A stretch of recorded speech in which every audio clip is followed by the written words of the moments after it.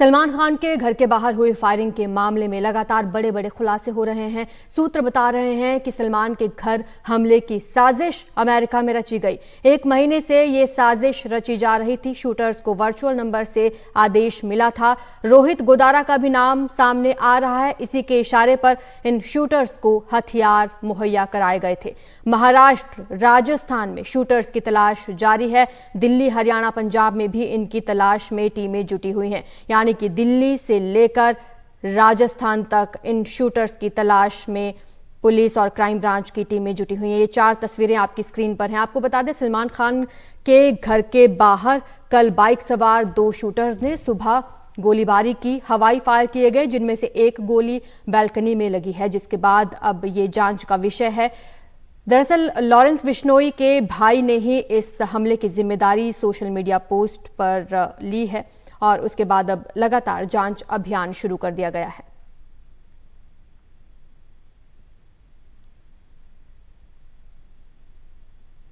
ज्यादा जानकारी के साथ हमारे सहयोगी मुकेश सिंगर हमारे साथ जुड़ रहे हैं। मुकेश, कोई इनपुट अब तक मिला? कहां तक ये तलाशी अभियान पहुंचा है? कब तक ये गिरफ्त में आएंगे आरोपी?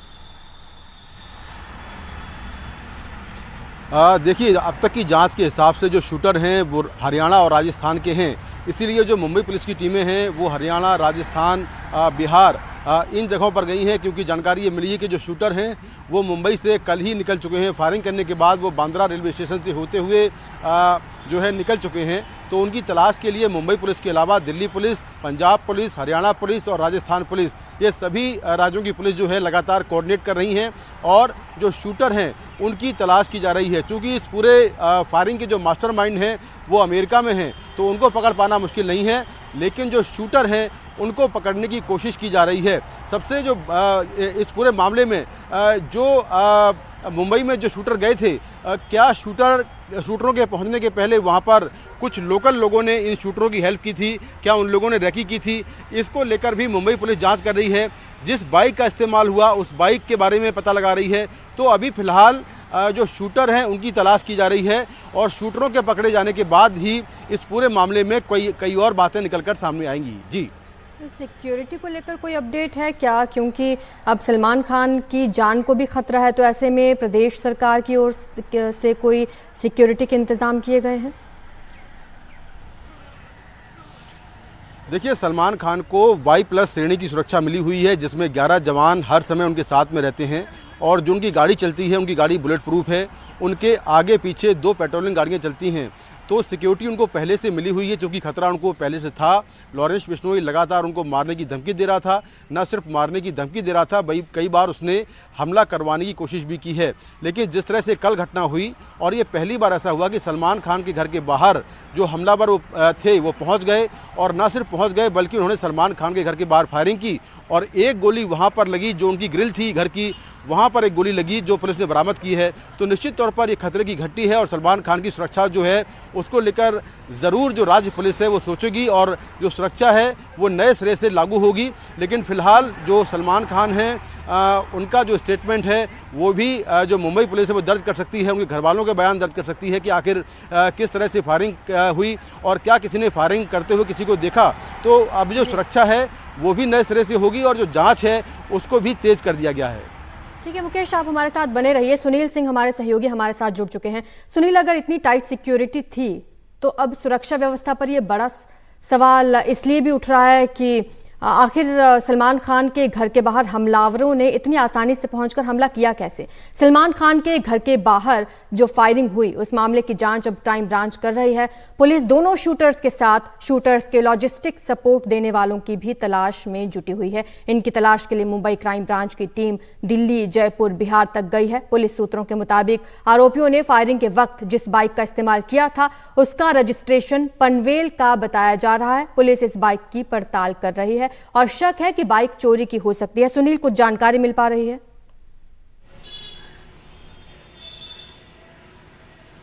देखिए, स्वाभाविक तौर पर जिस तरह से सलमान खान को सुरक्षा मिली हुई है, उनको अपना भी एक बंदूक लाइसेंस दिया गया है, उनकी अपनी निजी सुरक्षा है, पूरा एक दस्ता है, और मुंबई पुलिस की Y+ की सुरक्षा दी गई है। उसके बावजूद जो है कि अगर जो है हमलावर उनके बिल्डिंग तक पहुंच के फायरिंग करते हैं और फायरिंग करने के बाद भाग जाते हैं, तो ये एक सवाल तो कानून व्यवस्था और सुरक्षा व्यवस्था पर उठता है और उठ भी रहा है, जिसे मुद्दा बनाया भी जा रहा है। लेकिन अब अगर हम जांच की बात करें तो जो जानकारी मिली है कि जो दोनों शूटर थे उन्होंने फायरिंग के लिए सुबह का वक्त का इस्तेमाल किया। सुबह के वक्त में ज़्यादा जो सुरक्षा व्यवस्था भी शिथिल होती है, लोग भी सोते रहते हैं, सड़क पे जो है कि ट्रैफिक नहीं रहती है, अंधेरा रहता है, तो इसका कहीं ना कहीं फ़ायदा उठाने के लिए कोशिश की गई है और इसीलिए 5 बजे का वक्त चुना गया। 5 बजे फायरिंग की गई और फायरिंग करने के बाद जो है तुरंत वो भाग गए और जाने के बाद उन्होंने जिस मोटरसाइकिल का इस्तेमाल किया था वो मोटरसाइकिल जो है कि 1 किलोमीटर के पास में ही माउंट मेरी चर्च है वहाँ पर खड़ी कर दी। और वहाँ से जो जानकारी मिली है, जब वो बाइक वहाँ पर मिली उसके बाद जब जो जानकारी मिली है पुलिस के, तो उसमें पता चला कि वहाँ से एक ऑटो में रिक्शा में बैठकर वो बांद्रा रेलवे स्टेशन गए। बांद्रा रेलवे स्टेशन पर भी उनका एक CCTV का ग्रैब मिला हुआ है। उसके बाद उन्होंने लोकल ट्रेन पकड़ी है। लोकल ट्रेन पकड़ने के बाद सांता क्रूज तक गए हैं, इसकी जानकारी मिली है। अब वहाँ वो उतरे हैं, तो क्या वो वहाँ से उतर के एयरपोर्ट पे गए हैं, एयरपोर्ट के जरिए वो मुंबई से बाहर चले गए हैं, या फिर उन्होंने दूसरा कोई रास्ता अपनाया है, उसकी फ़िलहाल जाँच की जा रही है।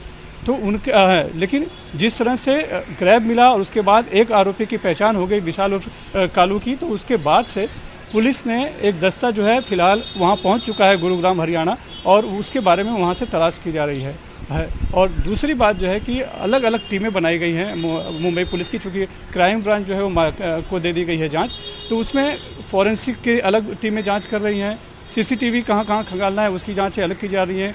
एक टीम है जो कि पूछताछ कर रही है, एक टीम जो है कि जो भी ये आरोपी हैं उनके जो हिस्ट्री है, पास्ट है, उसको खंगाला जा रहा है। और चूँकि ये सब कहीं ना कहीं जाके लिंक हो रहा है लॉरेंस बिश्नोई गैंग से, और उसके भाई अनमोल बिश्नोई ने बाकायदा फेसबुक पे पोस्ट करके उसके क्रेडिट भी लेने की कोशिश की है।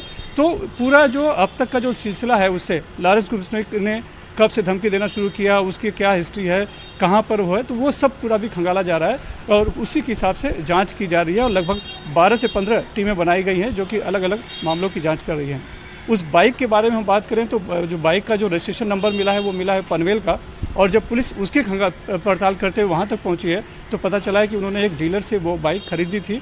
कुछ दिन पहले ही एक शख्स ने उस बाइक को बेचा था और वो डीलर उन्होंने खरीदा था। तो इससे ये भी जानकारी मिल रही है कि वो पनवेल में इसके पहले कुछ दिन ठहरे थे और वो जिस आदमी की मदद से ठहरे थे उसी की मदद से उन्होंने बाइक भी ली है। तो उस लोगों से भी, उस डीलर से, जो मोटरसाइकिल का जो मालिक था उससे और बाकी सबसे भी लगातार पूछताछ की रही है, खंगाला जा रहा है, जानने की कोशिश की जा रही है कि हाँ इनकी भी कोई उसमें भूमिका थी या फिर उनका कहीं ना कहीं इस्तेमाल किया गया है। अब देखिए 2 बातें हैं, पनवेल में ही सलमान खान का फार्म हाउस है और ये पनवेल में ही आकर कहीं रुकते हैं, पनवेल के ही एक डीलर से बाइक लेते हैं, यानी वहाँ पर काफ़ी दिनों से रह रहे थे, ये जानकारी मिल रही थी। उनकी जो कोशिश थी कि अगर सलमान पनवेल में रहे फार्म हाउस में तो वहाँ पर जाके गोली चलाएं, या फिर अगर वहाँ पर नहीं है तो बांद्रा में आकर फिर गोली चलाएं। तो उन्होंने जो रेकी की उससे कहीं ना कहीं उन्होंने ये जानकारी मिल गई थी कि सलमान खान जो है बांद्रा के गैलेक्सी अपार्टमेंट में है, इसीलिए उन्होंने आकर यहाँ पर गोली चलाई और एक गोली हम जैसा कि देख रहे हैं कि उनकी बालकनी में भी जाकर लगी है। तो साफ तौर पर सलमान खान निशाने पे थे। लेकिन क्या इनका उद्देश्य मारना ही है सलमान खान को?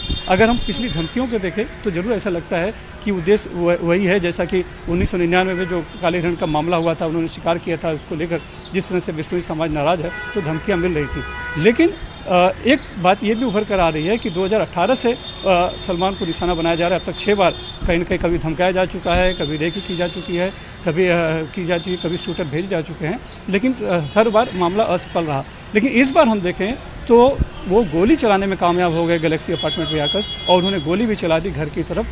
तो ये बहुत ही मामला गंभीर अब हो गया है। बड़ा सवाल उठ रहा है कि सुपरस्टार सलमान खान के घर के बाहर बड़े आराम से आरोपी पहुंच जाते हैं, वहां पर गोलीबारी की घटना को अंजाम देते हैं। पारस डामा भी हमारे साथ जुड़े हुए हैं। पारस, इस पर अब राजनीति भी जरूर होगी, किसी नेता का कोई बयान इस मामले पर अब तक सामने आया? जी बिल्कुल, राजनीति महाराष्ट्र में तेज़ है इस मामले को लेकर, क्योंकि इलेक्शन का माहौल है, पूरे देश में सिक्योरिटी बहुत ज़्यादा होती है। ऐसे में इस तरीके की वारदात या घटना जब होती है तो सुरक्षा के लिहाज से ये बहुत बड़ी बात होती है, बहुत चिंताजनक बात होती है। लगातार विपक्ष जो है महाराष्ट्र की सरकार पे तंज कस रहा है। कल संजय राउत जो कि उद्धव बाला साहेब गुट के वरिष्ठ नेता हैं, उन्होंने तंज कसते हुए कहा था कि जो महाराष्ट्र के CM हैं वो सिर्फ जो विपक्ष हैं उन पर तंज कसते रहते हैं, उनकी चीज़ें गिनाते रहते हैं, बट जब सुरक्षा की बात आती है तो इस तरीके का मामला सामने आता है, क्योंकि बहुत सारे लोग जो हैं महाराष्ट्र को सबसे सेफ मानते हैं, मुंबई को सबसे सेफ माना जाता है, सबसे सुरक्षित जगह माना जाता है, और उसके बाद अगर इस तरीके की घटना होती है तो उसमें जांच भी होनी चाहिए। साथ ही साथ ये सरकार का सबसे बड़ा फेलियर है। इस तरीके का जो बयान है वो संजय राउत द्वारा दिया गया था। वहीं सुप्रिया सुले जो एनसीपी शरद पवार गठ की मुख्य नेताओं में से एक मानी जाती हैं, उनकी तरफ से भी ये बयान आया है कि ये सरकार का सबसे बड़ा फेलियर है, क्योंकि वो अपनी सुरक्षा और जांच एजेंसियों को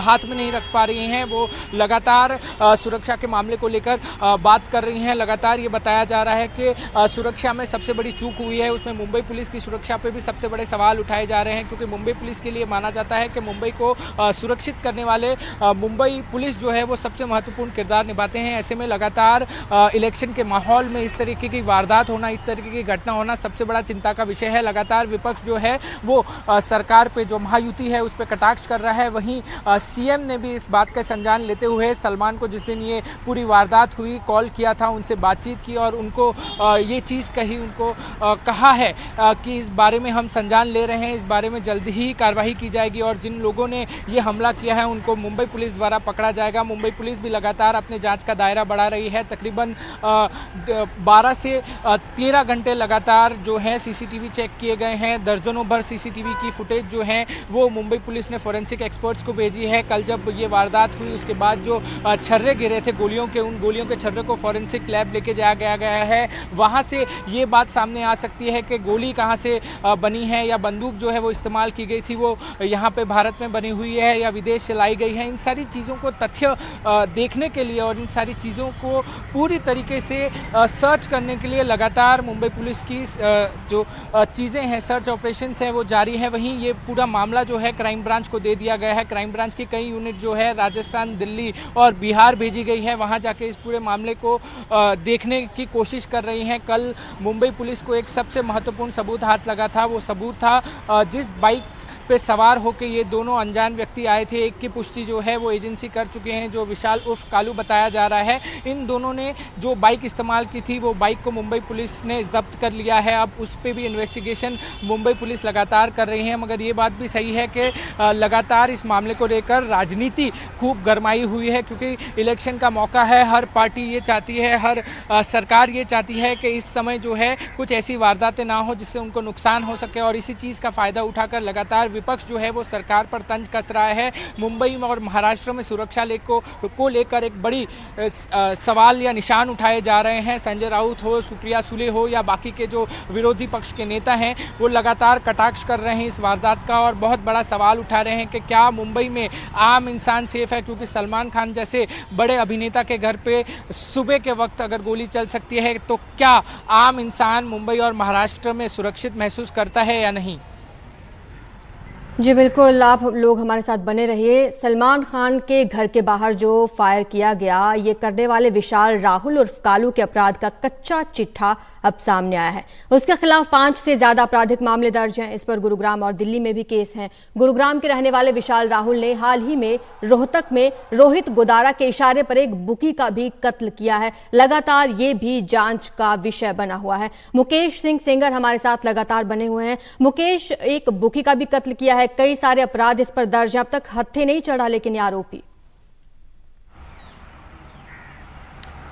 देखिए, बिल्कुल जो विशाल है वो रोहित गोदारा के लिए काम करता है। रोहित गोदारा राजस्थान का एक टॉप मोस्ट गैंगस्टर है, जिसने हाल ही में राजू ठेहट और जो सुखदेव गोगा मेडी है उनकी हत्या करवाई थी। और फिलहाल जो रोहित गोदारा है वो अमेरिका में है। तो रोहित गोदारा को अनमोल बिश्नोई ने टास्क दिया था और उसके बाद जो रोहित गोदारा है उसने विशाल को हायर किया। विशाल को हायर इसलिए किया गया कि विशाल ने बीते महीने रोहतक के पास एक ढाबे के बाहर गुरुग्राम के रहने वाले जो एक स्क्रैप डीलर था, बुकी था, उसका नाम था सचिन, उसकी हत्या की थी। और उस हत्या की सीसीटीवी पर तस्वीरें सामने आ गई थी, जिसमें लगातार वो ताबड़तोड़ फायरिंग कर रहा था और उस वक्त सचिन का परिवार भी उसके साथ में था। इसके बावजूद वो लगातार फायरिंग कर रहा था। तो जिस बेखौफ अंदाज में उसने फायरिंग की, उसके बाद रोहित गोदारा ने विशाल और कालू का चयन किया सलमान खान के घर के बाहर फायरिंग के लिए। जहां तक विशाल की बात है तो विशाल गुरुग्राम के महावीरपुरा गांव का रहने वाला है। वो 10वीं तक पढ़ा है और बहुत पहले ही वो अपराध की दुनिया में आ गया था। उस पर दिल्ली में बहुत सारे मामले दर्ज हैं, जिसमें जो बाइक चोरी के मामले हैं या फिर फायरिंग के मामले हैं। हरियाणा में एक लूट का मामला दर्ज है। तो इस तरह से उस पर 5 से 7 मामले अब तक दर्ज हैं। और जिस तरह से उसने बीते महीने रोहतक में एक स्क्रैप कारोबारी को मारा था और उसका फुटेज सामने आया, उसके बेखौफ अंदाज को देखते हुए रोहित गोदारा ने सलमान खान के घर के बाहर फायरिंग के लिए उसका चयन किया। और साथ में उसके एक और शूटर है, ये शूटर भी शायद हरियाणा या राजस्थान का रहने वाला है, जिसको लेकर अभी जांच चल रही है। तो उनका चयन किया गया और फिर ये दोनों शूटर जो है मुंबई पहुंचे और मुंबई में इन्होंने सलमान खान के घर के बाहर फायरिंग की। तो विशाल उर्फ कालू की जो है तलाश चल रही है। और जैसा कि मुंबई पुलिस की टीमें गुरुग्राम, राजस्थान, बिहार, इन तमाम जगहों पर जा रही हैं ताकि शूटरों के बारे में कोई जानकारी मिल पाए, ये शूटर पकड़ में आए। ना सिर्फ मुंबई पुलिस है बल्कि दिल्ली पुलिस भी मुंबई पुलिस को असिस्ट कर रही है। तमाम राज्यों की पुलिस जो है कोऑर्डिनेट कर रही है ताकि ये शूटर पकड़े जाएं। क्योंकि अगर हम देखें तो लॉरेंस बिश्नोई का जो पूरा सिंडिकेट है वो पूरा नॉर्थ इंडिया में ज़्यादा है। हरियाणा, पंजाब, उत्तर प्रदेश, राजस्थान, इन राज्यों में सबसे ज़्यादा उसके शूटर मौजूद हैं। तो ऐसा लगता है कि मुंबई से भागने के बाद हो सकता है कि ये लोग वापस हरियाणा, पंजाब या राजस्थान में कहीं पर आए हों, वहाँ पर छिपे हों।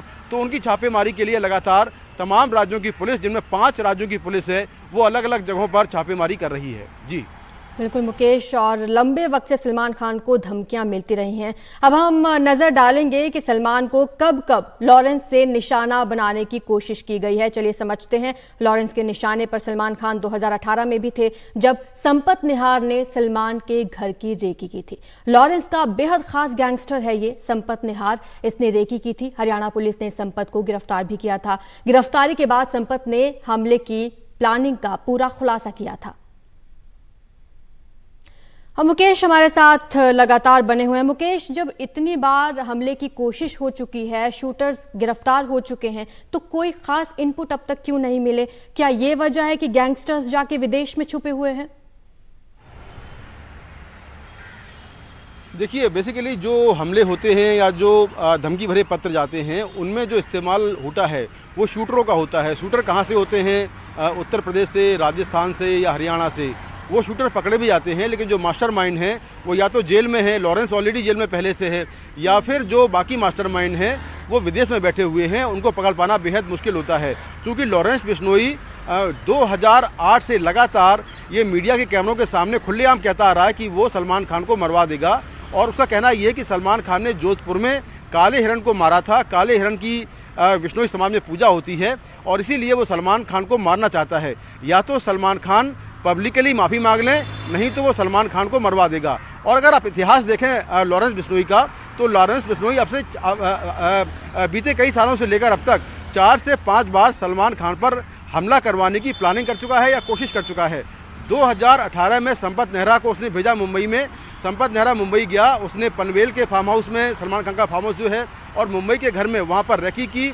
लेकिन उसको तभी जो हरियाणा पुलिस की एसटीएफ है उसने पकड़ लिया। इसके बाद 2020 में रेडी फिल्म की शूटिंग हो रही थी। उस दौरान जो है लॉरेंस बिश्नोई का खास जो गैंगस्टर है नरेश शेट्टी, वो मुंबई गया। मुंबई में 1 महीने तक रहा, उसने रेकी की। पनवेल के फार्म हाउस में सलमान खान के गैलेक्सी अपार्टमेंट की रेकी की, लेकिन उसके पास ऐसे हथियार नहीं थे कि वो सलमान खान को मार पाए। उसको लंबी रेंज के वेपन चाहिए थे कि वो दूर से फायर करे और सलमान खान मारे जाएं। तो उसके पास उस तरह के हथियार नहीं थे जिससे वो मार पाए, तो वो भी वापस लौट आया। इसके बाद जून 2022 में सलमान खान के पिता सलीम खान को सुबह मॉर्निंग वॉक करते वक्त एक धमकी भरा पत्र लिखा, जिसमें लिखा था कि सिद्धू मूसेवाला की तरह सलमान खान का हाल होगा। और ये जो पूरी ये लेटर मिला था, ये सिद्धू मूसेवाला की मिलता केस ही लग रहा है। पहले धमकियां सिद्धू मूसेवाला को भी दी गई, उसके बाद सिद्धू मूसेवाला की हत्या कर दी गई। हालांकि सलमान खान की सिक्योरिटी बहुत टाइट है। उनकी बात करेंगे तो उनके पास शेरा की पर्सनल सिक्योरिटी रहती है। शेरा लंबे समय से उनके पर्सनल बॉडीगार्ड हैं। स्टूडियोज में भी सलमान से मिलने वालों की पैनी नजर बनी रहती है। इसी मामले पर ज्यादा जानकारी प्रशांत सिसोदिया हमारे सहयोगी हमें देंगे। प्रशांत, किस तरीके की सिक्योरिटी है सलमान खान की? देखिए, सलमान खान हो या कोई भी फिल्म स्टार हो, उनकी सबसे बड़ी मुश्किल होती है कि उनको हर रोज़ किसी ना किसी इवेंट में जाना होता है, इंटरव्यूज़ में जाना होता है। और सलमान खान की बात करें तो सलमान खान एक ऐसे सितारे हैं जो ना सिर्फ हिंदुस्तान में बल्कि हिंदुस्तान से बाहर भी बहुत ज़्यादा फेमस है। जब भी अगर हम शेरा की बात करें तो शेरा कम से कम 15-16 साल से उनके साथ हैं और सितंबर में यानी कि पिछले साल सितंबर में उनके जो इर्द गिर्द जो गार्ड्स या बाउंसर्स रहते थे उनकी नंबर थे करीब 6 और फिर सितंबर में धमकी मिलने के बाद वो नंबर हो गया 12। तो करीब 12 उनके पर्सनल गार्ड हैं, जो पुलिस की जीप्स उनके साथ रहती हैं वो अलग हैं। और यहाँ तक कि मुझे अभी भी याद है कि एक इवेंट हुआ था टाइगर 3 से पहले, उस इवेंट में मैं महबूब स्टूडियो में था, जो कि एक बिल्कुल बंद स्टूडियो है जहाँ अगर आप अंदर घुसेंगे तो आपको अंदर घुसने से पहले सिक्योरिटी चेक करती है। वहाँ जब मैं अंदर गया तो अंदर भी जो सिक्योरिटी थी वो पहले चेक कर रही थी और उसके बाद जहाँ सलमान खड़े थे एक बड़े से हॉल में, वहाँ पे 3-4 गार्ड्स थे और वो करीब सलमान से सबकी करीब 5 से 6 फीट की दूरी या ज़्यादा मैं कहूँ बनाए हुए थे। मैंने जो आगे की सीट थी मैं वहाँ जाने की कोशिश कर रहा था बैठने की, तो उन्होंने मुझे कहा कि आप प्लीज़ थोड़ा सा पीछे रहिए, क्योंकि इतने सारे पत्रकार, करीब 100 के आसपास पत्रकार होते हैं और या अगर बाहर जाएं तो फैंस होते हैं। अगर आप इवेंट्स की बात करें, ट्रेलर लॉन्च करें, वहाँ पे बहुत सारे फैंस होते हैं।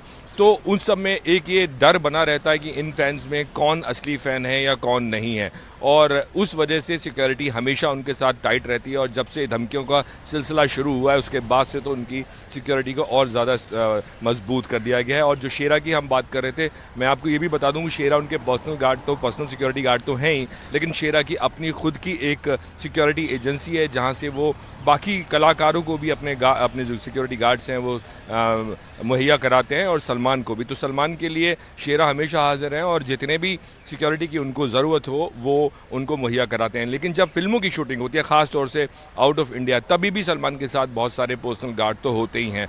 और जो खुले मैदान है, जैसे फिल्म सिटी की अगर हम बात करें, तो फिल्म सिटी में आप अगर एंटर करेंगे तो आप ऐसे ही एंटर नहीं कर सकते।